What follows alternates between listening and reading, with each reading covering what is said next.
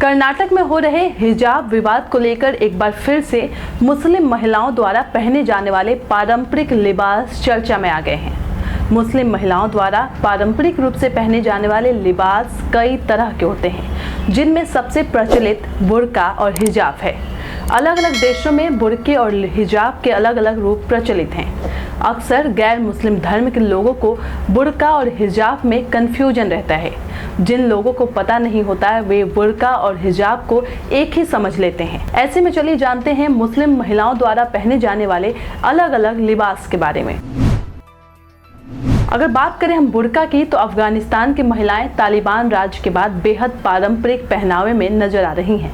वहां ज्यादातर महिलाएं बुर्का पहने ही नजर आ रही हैं। दरअसल बुर्का में महिला पूरी तरह यानी सिर से लेकर पांव तक ढकी रहती हैं। इसमें पूरा चेहरा भी ढका रहता है। सिर्फ आंखों पर जालीनुमा बनी होती है ताकि बाहर की चीजें दिखाई दे सके। बाहर से देखने पर किसी महिला की आंखें तक नहीं दिखाई देती हैं।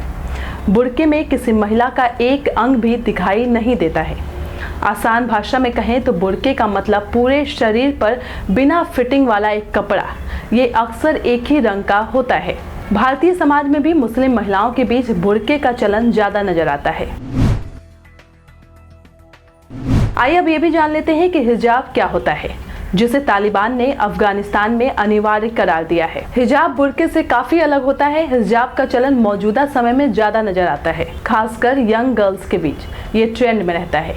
वो जींस टी शर्ट के साथ भी हिजाब पहने नजर आती हैं।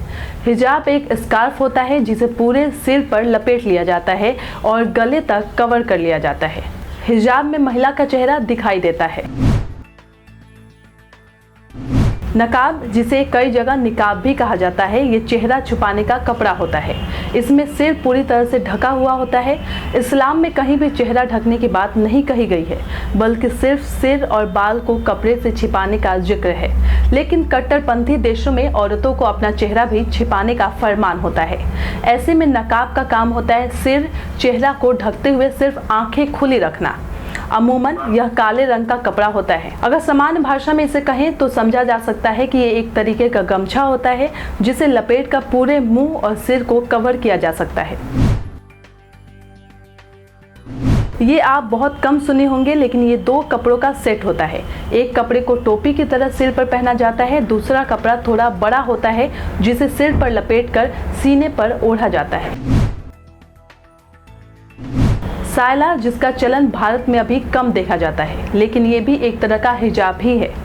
फर्क बस इतना है कि इसका साइज थोड़ा और बड़ा होता है, जो पूरे सिर को कवर करने के साथ ही गर्दन भी कवर करता है और मफलर की तरह इसका कुछ हिस्सा नीचे तक लटका रहता है। इसमें पूरा चेहरा दिखाई देता है। अब बात यह है कि अलग अलग देशों में बुर्का, नकाब, अबाया, अल अमीरा आदि को लेकर कई नियम बनाए गए हैं। इन सभी परिधानों का काम महिला के शरीर और बाल को इस तरह ढकना है ताकि वे किसी दूसरे इंसान की नजर में न आए। अब किसी देश में सिर के बाल न ढकने पर सजा का प्रावधान है, तो कहीं इसे पहनने पर पाबंदी भी है।